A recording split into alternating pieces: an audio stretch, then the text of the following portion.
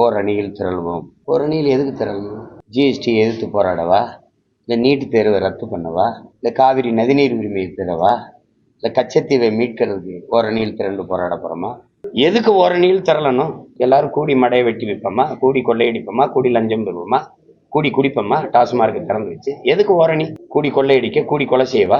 தமிழகத்தை மீட்போம்னா அடமானம் இருக்கா யார்கிட்டையும்? நகையை மீட்கணும்ப்பா, வீட்டை மீட்கணும்ப்பா, அடமானம் வச்சுட்டோம்ப்பா. அப்படி எங்கே நாட்டை கொண்டு எங்கே அடமானம் வச்சுங்க சொல்லுங்க, அதையாவது சொல்லி தொலைங்க. ஏதோ வார்த்தை இருக்கு, மீட்க வேண்டும், காக்க வேண்டும், மொழியை காக்க, இனத்தை காக்க, மண்ணை காக்க அப்படின்னு.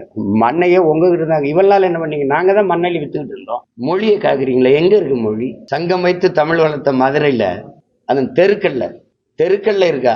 எங்கும் தமிழ் எதிலும் தமிழ்னு சொன்னீங்களே, தெருக்கல்ல இருக்கா? இதுக்கு தானே சங்கம் வச்சு 4ஆம் தமிழ் சங்கம் வரைக்கும் என் பாட்டேன் பாண்டித்துறை தேவர் வரைக்கும் வச்சு வளர்த்து, இதுக்கு தானே? சும்மா சொல்ல வேண்டியதான். தேர்தல் வரும்போது ஒரு பாசம், ஒரு வேஷம் போட்டு நடிப்பாங்க பாருங்க.